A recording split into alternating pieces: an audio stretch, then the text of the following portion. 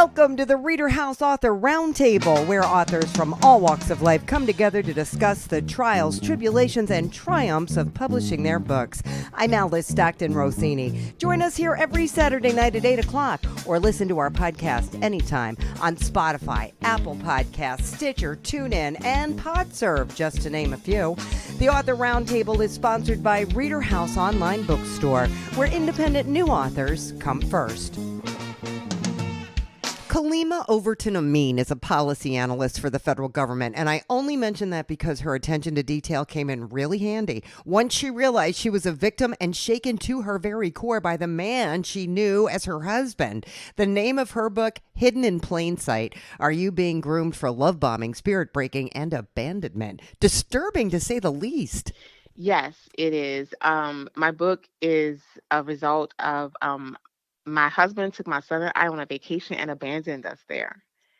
And we came back and he was gone. And we never saw him again until I took him to court. And then I found out he had done this more than once or something similar for the same outcome. And I interviewed other women who had experienced abandonment, women who were Muslim, Christian, Catholic, African American, South American, Caucasian, from different backgrounds.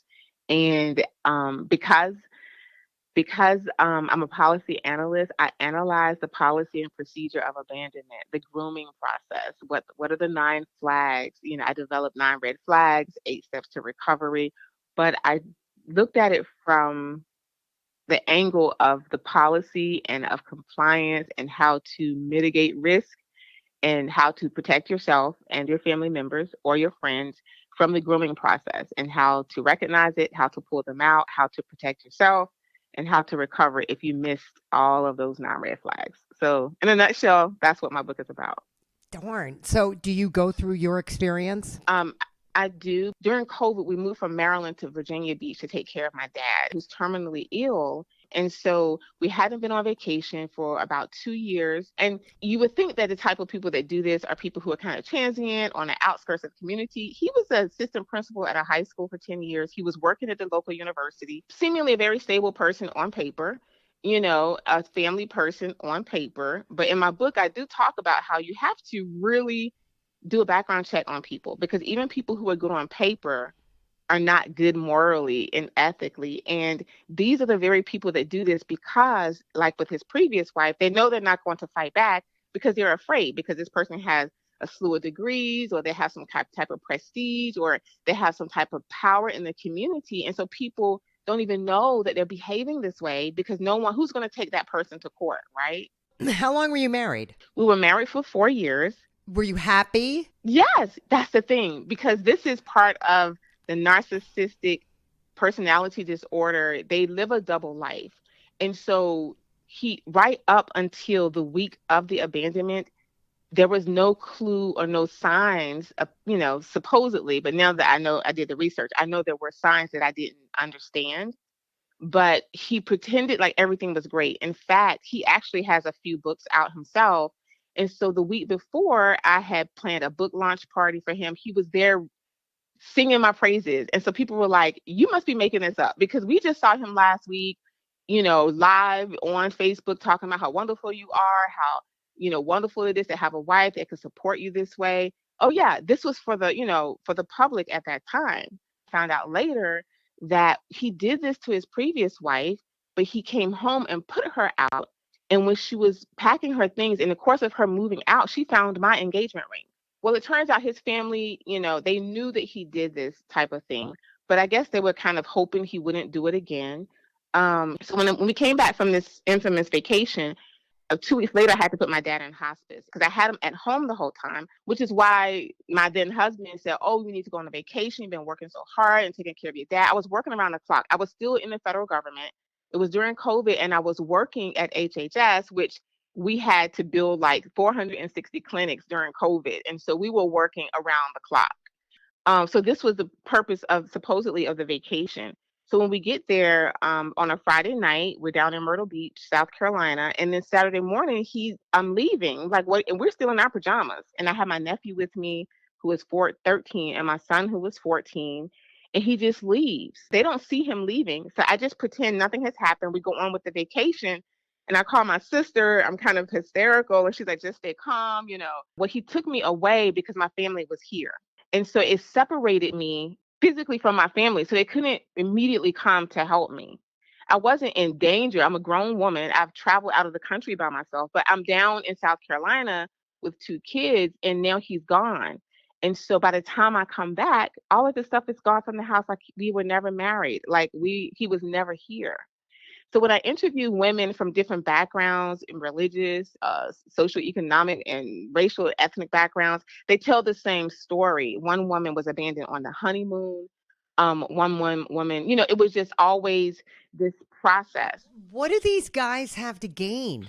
What are they gaining from doing this? What do they get? Do Nothing. they get a divorce settlement? No, in fact, I got almost everything. I took him to court. The other people he did this to did not take him to court because he has some kind of prestige or power, but he doesn't, you know. And so they look at that because he has so many degrees, you know, he has a PhD, and some people may look at that, but I'm like, I work with PhDs all the time, so I'm not impressed by this. You know, I'm not intimidated by this.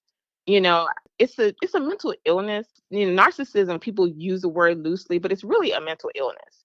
And they attach themselves to people just like a leech. The person either has some type of financial benefit to them, or they may perceive them as being powerful in the community, or they just have a stable family. They have something that they want. It could be you're just arm candy. You know, it's always going to be something that they want to gain from you. But once they use you up, or once you realize that they're not who they say they are, then they'll do the disappearing act, the discard. So it's always the grooming process where, you know, they're very amenable. They shower you, your family, your friends, they groom everyone around you into thinking that they're this wonderful person, that they're very a helpful person. And then after that, they start to demean and diminish you privately, you know, but publicly, they're still being this wonderful person. And one of the examples I like to give is like, let's say you're having a birthday party. The run of the mill jerk would show up at your birthday party late, cause a commotion, start an argument. Everyone's looking like, what is wrong with him? And he would just make a complete fool of himself because he's mad at you about something. But the narcissist will show up on time with the best gift possible. Everyone will be like swooning over you, hugs and kisses. He's all smiles, but he would whisper, you know, derogatory things in your ear. Or once everyone leaves, now he's going to demean you. You know, who are you to have a party? Are you trying to embarrass me? Why are you trying to get all this attention? You're nobody. You know, that's the difference between just the jerk and the narcissist, because he grooms people around you. So when you report the abuse, mental, physical, spiritual, or financial abuse, they're going to say, oh no, he's always putting money in the collection plate. Oh no, he's always volunteering at the church. Or he's a doctor, he's a minister, he's a teacher. You know, he wouldn't do this. He's always nice to me. He cuts my grass for me, you know, because they groom people. So when they commit this abuse, then no one will believe you. And that's why people don't typically take them to court, you Wow. know. I'm surprised you're as mentally grounded as you are. I was a hot mess. I was a hot mess. I was not suicidal, but I was definitely almost homicidal because my son was involved. And when we got married, he pursued me. I wasn't even thinking about getting married. He just pursued me. And then I found out he was at my mother's funeral when he had no purpose for being there. Oh, And then my brother was like, I remember seeing him, but didn't know who he was because he said, I pretty much knew everyone at the funeral, but he had groomed me from that point. And then when he finally, you know, started conversations with me, because we had mutual friends in our religious community, he said, I wanted to speak with you last year, but I know you lost your mom. I want to give you time to, you know, heal and space. And so it made me think he was a good guy. But then in the end, fast forward, I find out during that time he was still living and married with his wife. And so he was doing that during that time he was getting rid of her. And she doesn't know. It was just, you know, all a setup. I was definitely traumatized, but I was able to recover quicker because I fought him in court. The judges know about this behavior. So when I'm thinking that I'm alone and my attorney's like, oh no, the judge is very clear on what's happening. And then I was able to win in court. I think that it helped me to heal because I was in counseling. I had two therapists. I had a male therapist and a female therapist. oh It my took, you goodness. know, I felt like if I don't fight this, I would never be the same person again. And you Yeah. would think And sometimes people think, oh, they must, prey on women who have a low self-esteem, but it's the opposite, because Yeah. the bigger the fish, the bigger the trophy, and so it's almost like a game to them. Like, if I can snag this person and then just use them up and ruin their life and cast them, it makes them feel good. So Yeah. it doesn't make them feel good to do that to someone who already, has low self-esteem and doesn't have anything to offer, but if they could do this to a quote unquote big fish, then they can get a big trophy and feel good about themselves, and they just move on. It's just fascinating that anybody could do something like this, that you could live with yourself. Yes. Now I'm hosting roundtable conversations in small venues, no more than 30 people. And they are, they come and we have conversations about, these are the red flags. This is how you can protect yourself, protect your families. I'm in conversations with Hampton University. They have, Taraji P. Henson has wellness centers at Hampton University, and they have these wellness pods.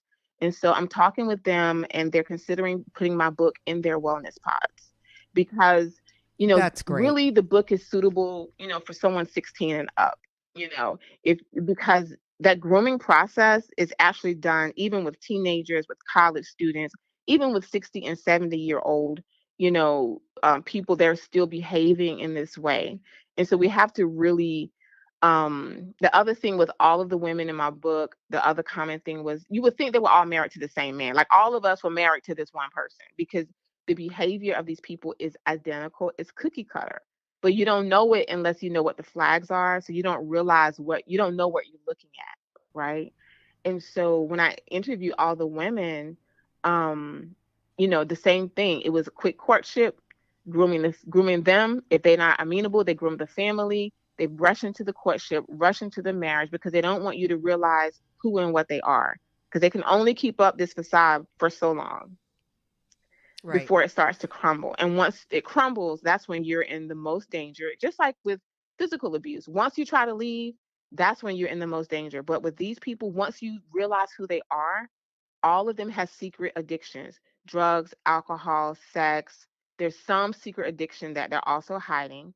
And once you realize they're not who they say they are, that's when you're in the most danger, because narcissism is on a spectrum, and the highest end of the spectrum is the serial killer.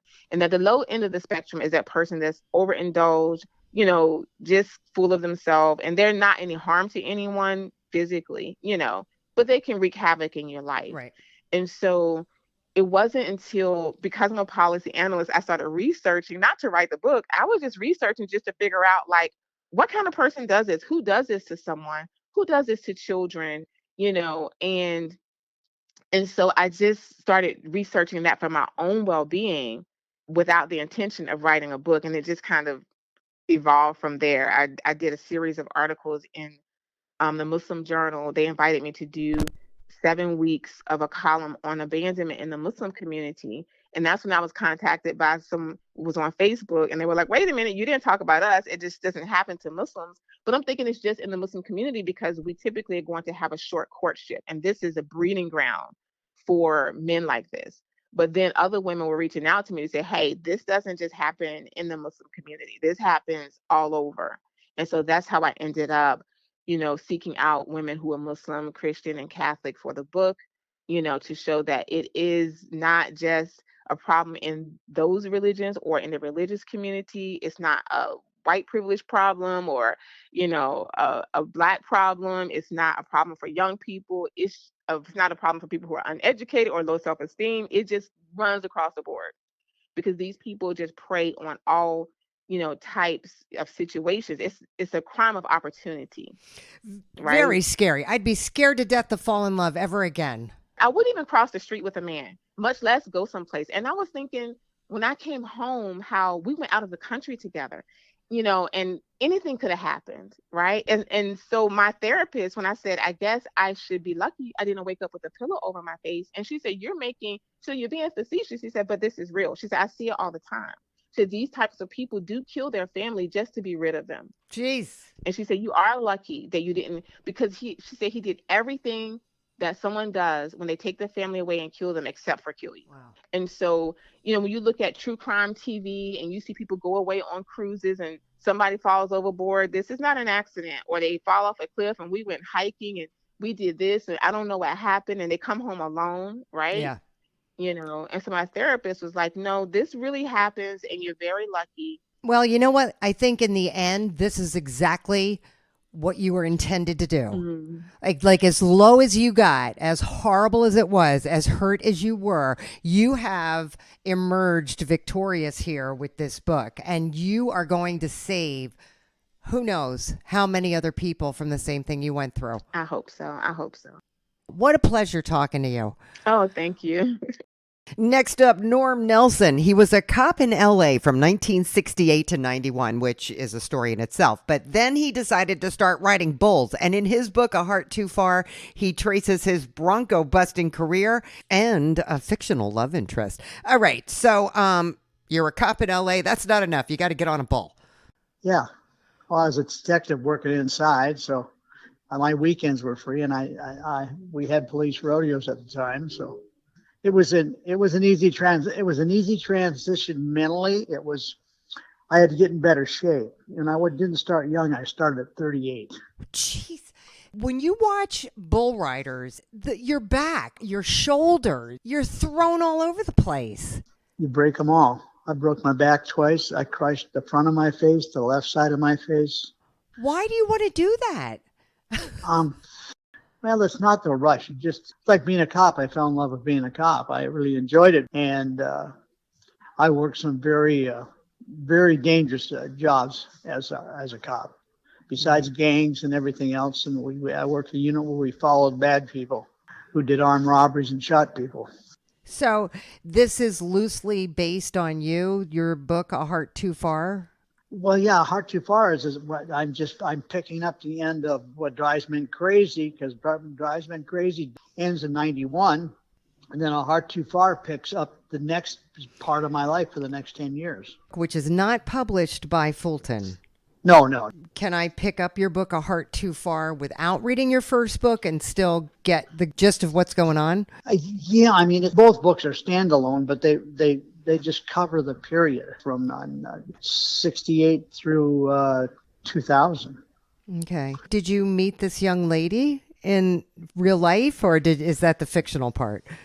No, I did meet a girl named Jackie in real life, and she was that really sharp mouth, really unbelievable. The first time I met her, she was flanking bulls. I was getting on a bull, and she says, "You better screw your cowboy hat down, cowboy, because this bull's going to throw your ass off." And I gave her some crap back, and I says, "Well, I was getting on the bull. I was rosining up my rope. I says, if I ride this bull, you owe me a dance and a beer." And so I rode the bull, and then I met Jackie. Now, beyond certain points, it becomes fictional, but I wanted to take the story to the end of it. But first I had to back the story up from she was actually 25 to her being 17, and that's where I started in the book. Okay, so she was legal in real life. Oh yeah. No, nothing happens. We're just friendship, and I meet her parents, and it's a fun time. And I really don't see anything happening between me and her. It's more of like, hey, stay over there, and you're kind of fun to talk to, and she's the focal point of the book, because no matter what happens to her after I leave, because I go back every year after the rodeo season, and she marries the town's rich boy, Pat, who abuses the hell out of her and then pays her money even after he's married to have sex with her. And she takes the money and gives it to her mom, who's dying of cancer.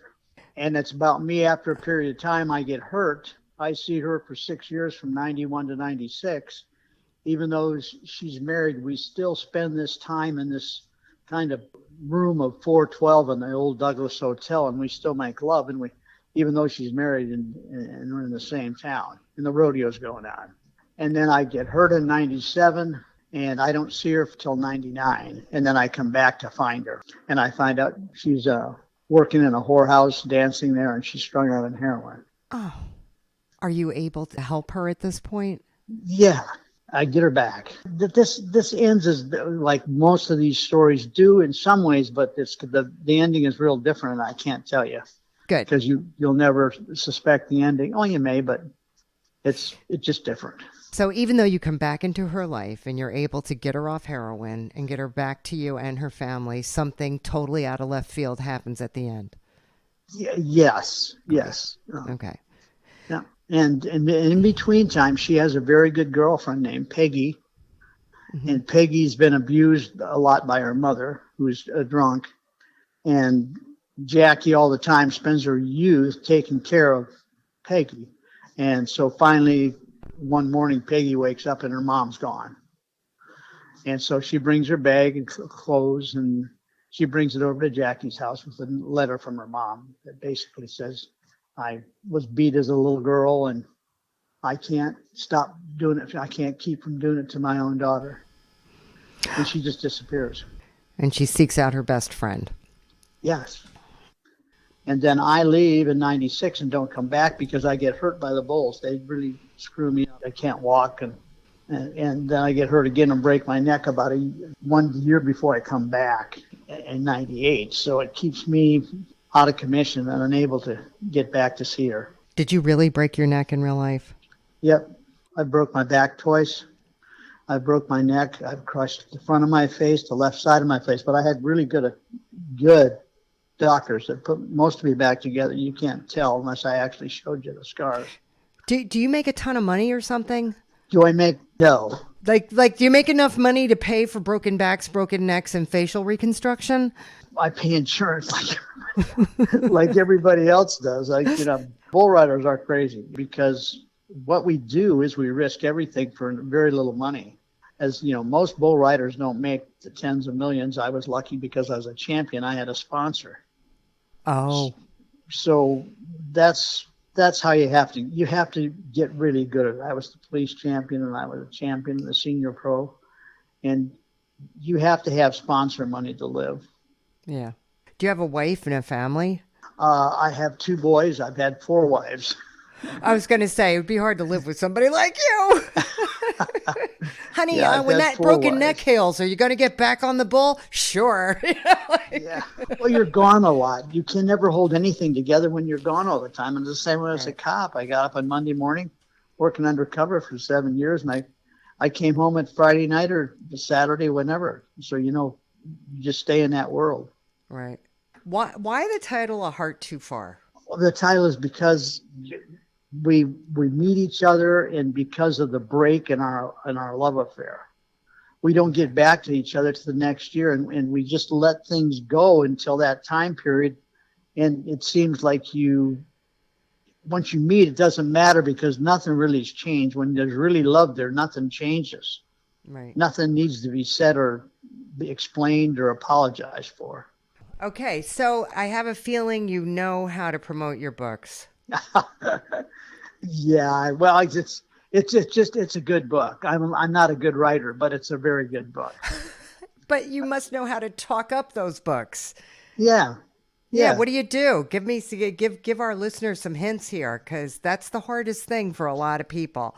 Well, the trick to what I do is because I've lived that life. I've been a cowboy and cop, and I've done all those things. Right. I mean, I've been shot at. I've shot people. I've done every good thing, bad thing you can do as a cop. And the same thing with riding bulls. I've accomplished all the things I can. I'd like to accomplish a couple more things, but the bottom line is that you accomplish things, but you pay a price. You pay a price from being a cop. You pay a price of losing your family. You don't lose your sons, but you lose your wives. When you ride bulls, you lose your health. And I get up in the morning in sections, and I still walk every day. I live here by the lake in Texas, by Belton Lake, and I walk every day, and I still write all the time. I write every day, 7 days a week, 10 till 3 in the morning. Darn. And I've written 3 books. My other book is with Crazy George, and I'm working on another cop novel now. And I started all this when I was 67. Oh, you're such an inspiration. And I'm 80 now. I'm not a big man. I'm like most bull riders, 5'8", 160 pounds. I still can do pull-ups. I can still walk 2 hours if I have to. Norm, bet you're fun at a book signing. Yeah, like I've got a book signing coming up in Prescott in 4th of July, but it's a bunch of old cops that I worked with and all their families and new cops. And it's held at a buddy of mine's house. And then I'm working on one in LA now with some old friends and people that have contacts. Okay. Yeah. So basically you're just sticking with what you know. Yeah. I get my money back and I make some money. The first book is still selling. That's great. And I mean, I don't do a lot, but I mean, this year I'm going to have to, get more into the electronics end of it, besides, I don't really want to go on TikTok, but I guess I'm going to have to get a Facebook and that type of thing, Yeah. So you've done this without Facebook this far. That's pretty good. Yeah. That's pretty good. Yeah. Well, the trick in life is just to keep reaching. Don't ever stop. Don't ever get up one morning and say this chair and this TV is my last resort. You can't do it because you're not interesting to anybody else, and worse because you're not interesting to yourself. Thank you, Norm. I will take that with me today. Well, thank you very much. I hope I didn't bore you too much. No, Norm. What made you switch publishers? Well, I switched because I had a big book signing in Arizona because of my rodeo background. I go back there to see a lot of friends, and I needed a bunch of books. I needed 100 books, and they sent me 7. Mm. When you're signing books, 100 books is a lot of money. Mm-hmm. And they stood me up. Once they got me out the door the contact was minimal, and you couldn't depend on them. If you had a question or anything, you couldn't get an answer back. Right. And I can live with that, but I couldn't live without having the books. If I needed 100 books, you needed to get them to me. Right. And if you ask Fulton for 100 books, they're there. Right now they're saying they'll go to get them for me. So all I can go is what I can do. Yeah. I'm sure they will. Yeah. I'm sure they will. Otherwise, you call me Norm. Well, you sound like a very young woman. Oh, no, I'm not. But thanks so much. You sound like a young man. Well, it's the enthusiasm that we go through life with that makes us young. That's right, Norm. It's the people we've always surrounded. I've always told my kids, always surround yourself around good people. Yep. And people that are always not reaching to get rich, but reaching to make themselves better. Yep. But I'm sure you know about that. You're in this business all the time. You sound like you've been in it a long time. Yeah, couple few. Yep. Mm-hmm. Been around. All right. Listen, Norm, thanks so much. I really enjoyed this. Oh, me too. You have a great day. Call me again. Okay, if you Norm. Get tired one day, call me again. All righty. All right. See you later. Thank you, darling. You got it. Bye-bye. Bye-bye. Time now for a children's book that encourages little girls to build on their ability to do anything and everything connected to science, technology, engineering, and math. Written by Kaitlin Payne, entitled Camille Pepper's Little Pink Toolbox. Now, tell me about this course you took that inspired your book. So I was actually in a course. It's a digital media program through a school called JATC here in Utah. The Technology Student Association is an association that puts on CTE programs and competitions for students. And one of the competitions a couple years ago was to create a STEM-themed children's book. And so I wanted to participate in that one. I did a board game as a part of a team. This book was an independent project, but I did a board game as part of the team. And then my STEM-themed book, and they actually both were first-place winners in the state of Utah. That's great. What made you take this class? I think the program is great. It offers a lot of opportunities to do like career certification type stuff that I couldn't necessarily get through traditional high school classes. Okay. And I thought it was an awesome opportunity. I actually, as much as I love doing art, I've only ever taken one art class before that particular course. And I wasn't really interested in taking another just because I had done a lot of independent work, improving my skills. And I felt like I was going back on a lot of the stuff I had learned and just, repeating it because I hadn't taken an actual course in that before. Okay. But this one, I was just really drawn to it. I felt like there were so many opportunities and I really loved it. It was great. I focused on graphic design near the end of the course, but in the beginning of the course, it was a lot of great exploration into camera work and 3D animation and lots of cool stuff. And out of that came Camille Pepper's Little Pink Toolbox. Yeah, that's correct. So how did we get there? How did we get from there to here? It was a long process. I started with kind of storyboarding. I feel like when most people think of STEM, they think of like the scientists, creating robots. And so that's where I started with that. And I also just love the classic little, boxy metal robot. I think that's always been a super cute kind of stereotypical design.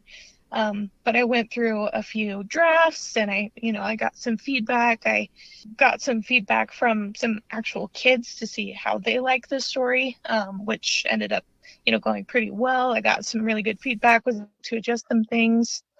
I worked with a couple of the people that I thank in my About the Author section. Mm-hmm. They were super big helps in the development process. So this is about a little girl who loves to build.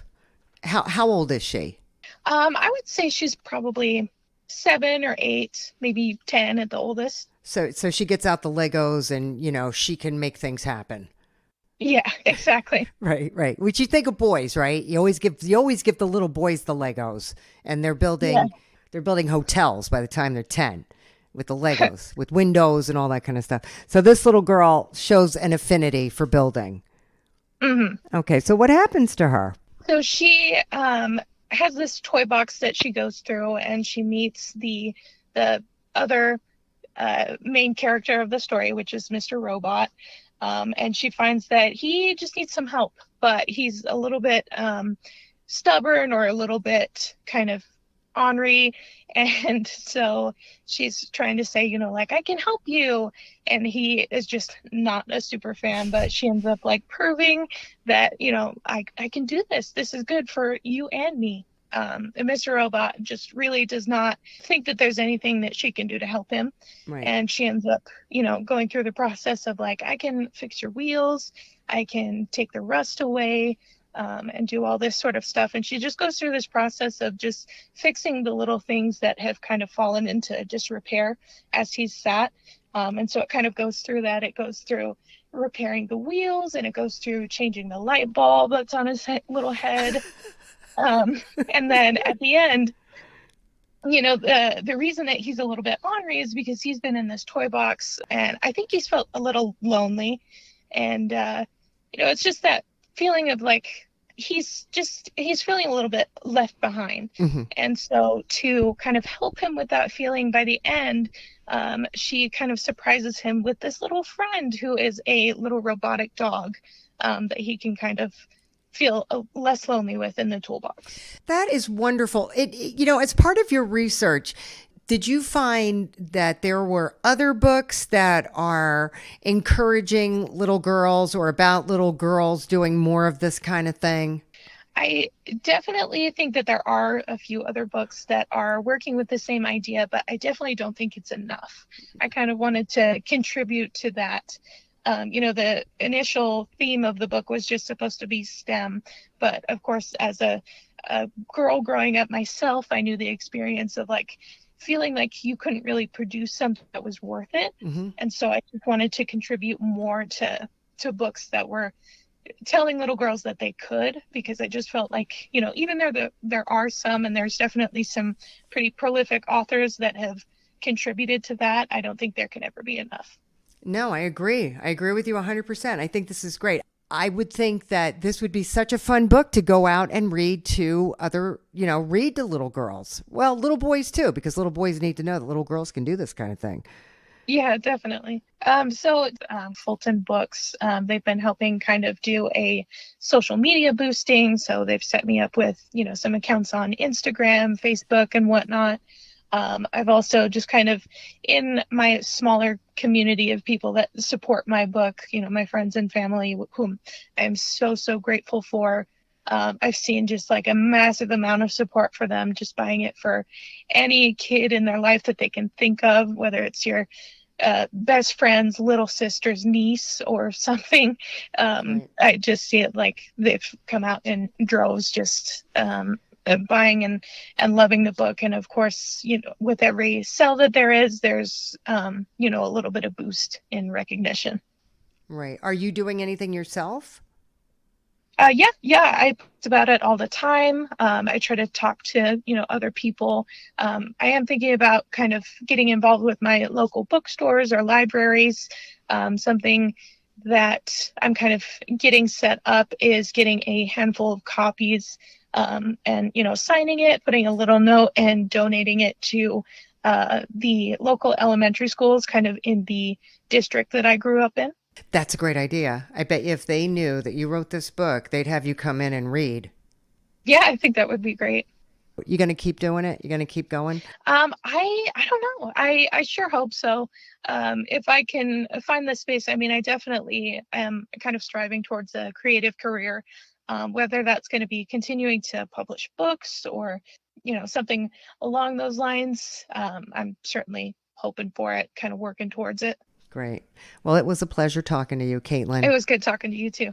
Finally, Leon Mason survived a devastating car crash in 1994 that left him with a severe brain injury. Some rough years followed, but in 2021, he managed to write and publish a book based on his remarkable life story entitled The Life of Tony Marciano. Now he's back with part 2 of his series entitled Maya Marciano. So lead us into this second book.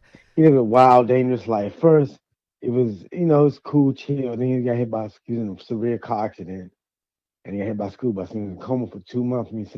He suffered a severe brain injury, and his lifestyle changed, and he just started living a little more ruthless. And he got in a lot of trouble and stuff. But then he started getting his life together as he started having kids, and he ended up going into a situation with his daughter's mother, and he ended up getting full custody of his daughter. And through the whole story, he had his daughter swimming and everything, but he ended up passing away. He hit by a garbage truck, and he ended up dying in a car accident. But it comes out, and it looks like the part 50 died at the very end of part 1, and it looks like he was hit in a car accident. But then when he was hit by a trash truck, and when the trash truck hit him, it kept going, and it was never found. And it comes out in part 2 that it was intentional, and it seems like somebody tried to kill him, and they was trying to figure out who it was. So that leads on to part 3. But then also in part 2, it's mainly about Maya Marciano and her swimming. She swims, and she goes through a lot of stuff in her life alone with trying to get to the Olympics. So the second book, we find out that Tony Marciano didn't die by accident. He was, somebody killed him. Correct. And we go on to somehow his daughter manages to get through this. Yes. She strives to go to the Olympics for her father because he really wanted to go, so she's really trying to go to the Olympics for him. But she likes it too. She tries to go to the Olympics several times. She has 3. The first time she doesn't make it, and that's because of it was another competitor, swimmer there that ended up beating her, but she wasn't set at a young age, so she would try again several years later, and she would end up getting a boyfriend. They would have a close relationship, but at the beginning of the story, she witnessed, and it was her when she was young. Her mother took her and her brothers to swimming, and on their way to the swimming pool, they stopped at a 7-Eleven. And while they was there, 7-Eleven got robbed, and the cashier got shot and killed. And the robber pointed a gun at his mother, but he had on a mask. But she seen his eyes, and she said she will always remember his eyes because she had him in such fear. He didn't kill her, but he threatened to kill her life, and he ran. And she said she will always remember his eyes, but she didn't know who it was with the mask. And that comes out later on in the story, and it has something to do with Maya Marciano, her relationship she gets into. And it's a lot of twists and turns. I don't want to tell too much of the story, but it's very interesting where it connects. But you got to read the book to understand it more in details. It's an inspirational story, I believe, to families who've been in situations who I was in, to be cognizant. I lived, and how I was able to create other lives that, had so many other things I was able to do in my life after my accident. And it's just a big inspiration And I know the depression that families go through when they experience somebody who's in a severe car accident, anything like that, severity, and end up having a brain injury or something close to death, and how the family pulls together and everything. And it's very interesting. And it's like, it's more about my life story. And my family reminds me of how important family is. And I could tell my life story, but like I tell everybody, it's on YouTube under Rescue 911 car versus school bus. It's a very good story. And that just starts it off. And after you see that show, you're going to want to read the first book. And after you read the first book, you're going to want to read the second book. And then it just get better and better from there. The books are very interesting. Were you able to build some kind of interest in your first book? Yes, I did. I got a lot of interest in my first book. I was passing out business cards for part one, and I got business cards for part two. I've been passing those out. I was putting up flyers for part two a while ago before it came out, so I haven't done it yet, but I've done it before, so I don't know. When do you write? When? Yeah. Early in the morning. Yeah. Between 3 and 4 o'clock, I get started. Right. I actually fall asleep early, so it causes me to get up early. I don't know. I fall asleep early and wake up early. I just write. So that's when you really do all your writing. Yep. Okay. They're very good stories. I like writing. I got 4 stories already done. Well, I think it's pretty amazing after all that you've been through that you've managed to write 2 books. Good for you. All right. Well, my fiance, she helps out a lot with me. Like, I can show you. Oh man, I had a lot of recordings. It's a lot of stuff on YouTube from it too. I can show you recordings, everything I had from the first book, and I mean, I got a couple of recordings from the second book. I did a couple of recordings on Facebook and on YouTube, but I don't. Part two, I didn't do as much as part one. Like, if you want, I could show you how to find it on part one and part two. Actually, you can go to YouTube and just type in for part two. You can type in, because I got an interview on there, my interview and my the show for my Marciano. I'm on YouTube under it's Leon Mason Author. All right, so we can find out more about your book and more about your life story by putting in Leon Mason Author. All right, Leon, thank you. All right, thank you. We hope you enjoyed this edition of the ReaderHouse Author Roundtable, where authors from all walks of life come together to discuss the trials, tribulations, and triumphs of publishing their books. I'm Alice Stockton Rossini. We hope to see you back here every Saturday night at 8 o'clock, or listen to our podcast anytime on Spotify, Apple Podcasts, Stitcher, TuneIn, and PodServe, just to name a few. The Author Roundtable is sponsored by ReaderHouse Online Bookstore, where independent new authors come first.